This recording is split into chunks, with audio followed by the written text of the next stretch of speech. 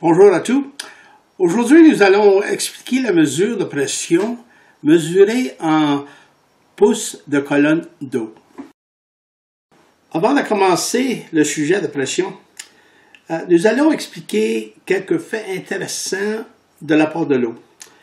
Comme la plupart des substances, l'eau va diminuer lorsqu'elle est refroidie, mais contrairement à la plupart des substances, il arrêtera de diminuer et va détendre de niveau lorsque la température continue à baisser. Cela se produit à une température de 39 degrés Fahrenheit ou 4 degrés centigrades. L'eau est plus dense à cette température, car il va augmenter si la température augmente de ce point, et il va aussi augmenter si la température baisse. Puisque l'eau gèle à 32 degrés Fahrenheit ou 0 degrés centigrades, l'eau solide est moins dense que l'eau froide dans laquelle elle se trouve. Et donc, la glace, l'eau solide, va flotter dans son liquide. Ceci est unique. Nous avons tous entendu l'expression de la pointe de l'iceberg. Bien que la glace va flotter dans l'eau, seulement une petite partie de la glace se trouvera au-dessus de la surface. Imaginez, si vous voulez, les graves répercussions il y aurait sur toutes les créatures vivant sous la surface de l'eau si la glace ne flottait pas et, en fait, coulait au fond de l'eau. C'est à cause que l'eau est en mode d'expansion quand il se refroidit à la température de congélation et va au-delà, et la force exercée pour réaliser l'expansion nécessaire est très forte, que quelque chose doit se produire. Assez fort pour éclater un tuyau? Pas de problème. Alors, continuons. Un pied cube d'eau pèse 62,4 livres. On peut aussi dire qu'un cube d'eau qui est de 12 pouces de large par 12 pouces de profondeur par 12 pouces de haut pèse 62,4 livres. On peut dire aussi que ce cube consiste de 12 fois 12 ou 144 colonnes de 1 pouce par 1 pouce qui sont 12 pouces de haut. Chaque colonne pèserait 62,4 divisé par 144 ou 0,436 livres, un peu moins d'une demi-livre chacun.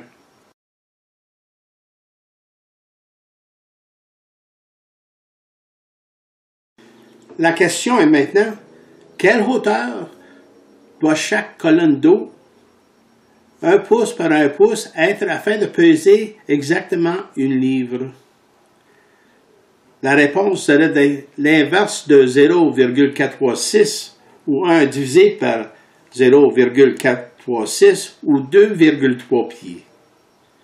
Alors, maintenant, on peut dire qu'une colonne d'eau 1 pouce par 1 pouce par 2,3 pieds de haut va exercer une pression de 1 livre sur une base de 1 pouce carré. En d'autres termes, 1 livre par pouce carré, puisque la base a une superficie de 1 pouce carré.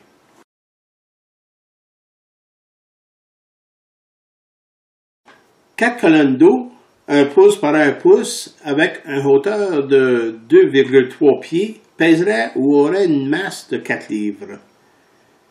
Mais nous avons maintenant 4 pouces carrés de surface au fond. Alors, comme dans le premier cas avec une seule colonne, la pression au fond resterait 1 livre par pouce carré. Ça serait le même cas, quel que soit le volume d'eau. La masse changerait, mais la pression au fond resterait constante aussi longtemps que la hauteur de la colonne reste constante. tous les 2,3 pieds de hauteur verticale ajoutera une pression de 1 livre par pouce carré au bas. Cela représente environ 5 livres par pouce carré par étage dans un édifice typique. Comme le sommet d'une colonne d'eau devient de plus en plus élevé, la pression au fond devient également de plus en plus élevée. Oui, la pression à un point dans une colonne d'eau à différentes altitudes varie en fonction de la hauteur verticale de l'eau au-dessus de ce point. Afin de compenser la perte d'environ 5 livres par pouce carré de pression à chaque étage dans un bâtiment, sachant que nous avons besoin environ 50 livres par pouce carré à l'étage supérieur, nous aurons besoin d'augmenter la pression d'alimentation au bas comme nécessaire.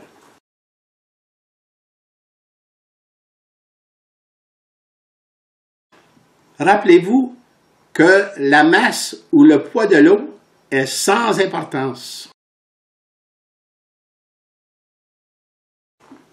Mais la hauteur verticale de la surface de l'eau au-dessus de l'endroit où la mesure de pression est prise est importante. Dans cet exemple, une hauteur verticale de 230 pieds au-dessus du jauge de pression se traduira par une lecture de 100 livres par pouce carré.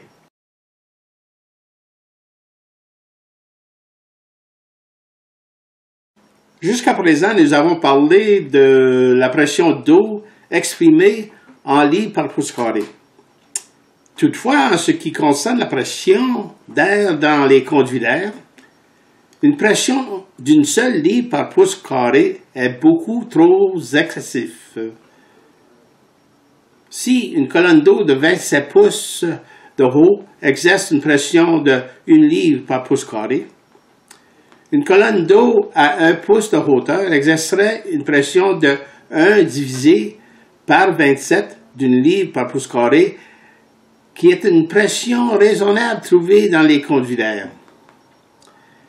Il est à cause de ces basses pressions que l'unité de pression de mesure dans les conduits d'air est exprimée en pouces de colonne d'eau.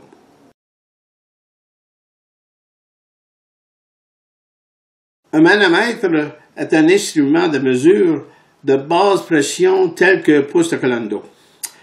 Rappelez-vous que nous mesurons la hauteur verticale d'une colonne d'eau, pas la distance de voyage. La raison pour laquelle le tube de l'eau dans de nombreux manomètres est incliné est d'exagérer la hauteur verticale. Cela rend plus facile l'identification des changements de pression, indépendamment de la façon dont ils sont peu.